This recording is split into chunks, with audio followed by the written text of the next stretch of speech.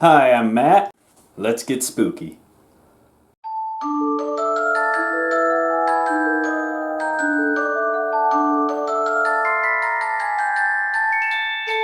Scary Stories to Tell in the Dark, the book series that terrified an entire generation. The trilogy of books written by Alvin Schwartz and illustrated by Stephen Gammell between 1981 and 1991 consisted of Scary Stories to Tell in the Dark, More Scary Stories to Tell in the Dark, and Scary Stories 3, More Tales to Chill Your Bones. And when I say that they terrified an entire generation, I mean it.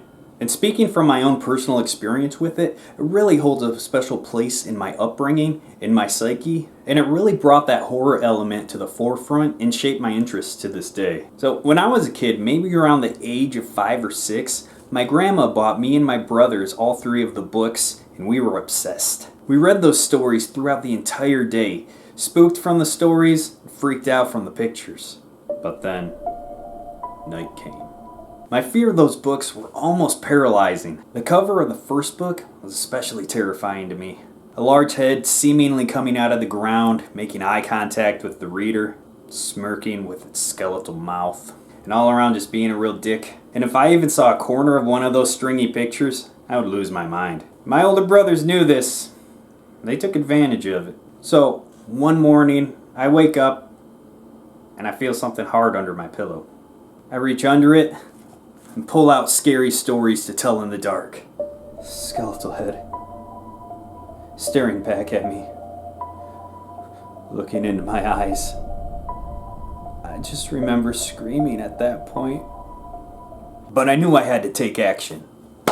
And that's what I did. When my brothers weren't looking, I gathered up all the books and threw them in the trash.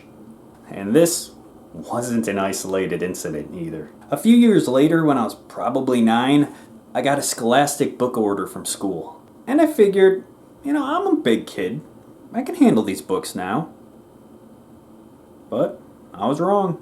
The books did manage to stick around for a few days before I was left alone for one day. And in particular, the pale woman from the story The Dream was really bothering me. So once again, I gathered up all the books and into the trash they went. And I didn't see the books again for another 5 years or so. It wasn't until I was 14, when I was in 8th grade, when the same thing happened. So the books appeared in the Scholastic book order once again, and I got them, but this time, it was the story The Drum. The story about 2 little girls who treat their mom like crap so they can get a drum from a gypsy that they had just met. So the mom gets scooting and leaves the girls under the care of a woman with glass eyes and a wooden tail. At least this time, it wasn't the pictures. It was the mental image of a woman with a wooden tail thumping on the ground. So I did the predictable thing and threw the books in the trash once again. The first 2 times, that was understandable. I was just a kid with a wild imagination. But like the last time, I was way too old for that crap. I had problems. I'm actually pretty embarrassed about that.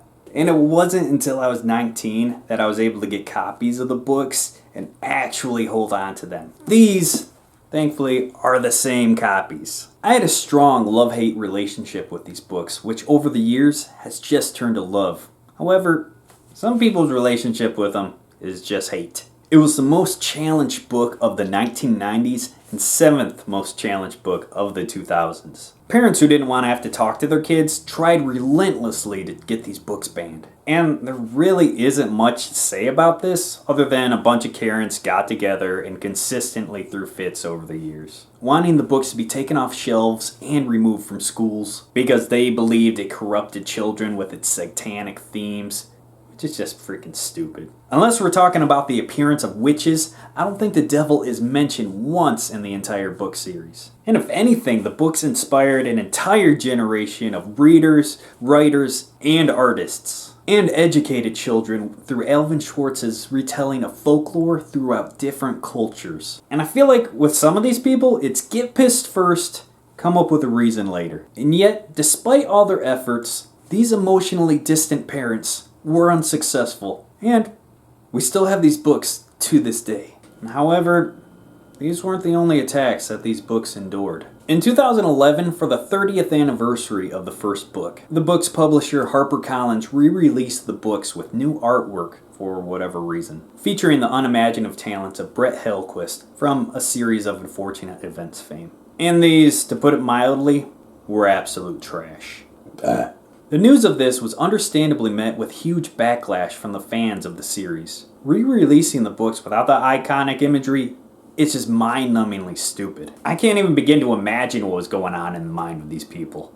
Hey, I was thinking, scary stories to tell in the dark? Yeah, the book series with those iconic illustrations that everyone knows and loves? Well, hear me out. What if we re-release it, but we take out all that iconic imagery and replace it with shitty illustrations that no one cares about? What? That's genius! We can make freaking $20! But don't get me wrong here, I'm not hating on the artist himself. Brett Hillquist is a fairly decent illustrator, and he gave it a valiant effort, but he was kind of in over his head, and was made the face of a boneheaded decision that he had no part in making. Needless to say, this went over like a lead balloon, and the books were re-released with the original artwork sometime later. And despite everything, the future of scary stories to tell in the dark is burning bright. Over the last few years, writers and artists who grew up with these books took it upon themselves to keep the legacy alive. Scary Stories, A Tribute to Terror, Nightmare Soup, Corpse Cold, New American Folklore, among others, have been released, illustrated in a similar fashion to the classic books. Although these books are original content, and with a few exceptions, are far less folklore-oriented and lean more heavily into creepypasta territory. And because of the bigger focus on original content than folklore, it does lose some of the charm, as well as the connection to the real world that Scary Stories to Tell in the Dark had. The otherworldly pictures combined with the stories and legends that have been passed down through ages. Both of those elements are needed to successfully capture the essence that is Scary Stories to Tell in the Dark. Thanks for stopping by. Make sure to come back by for part 2 as we discuss and break down my personal favorite stories from the series. Hey, what are you doing? Are you throwing those away again? They're really spooky.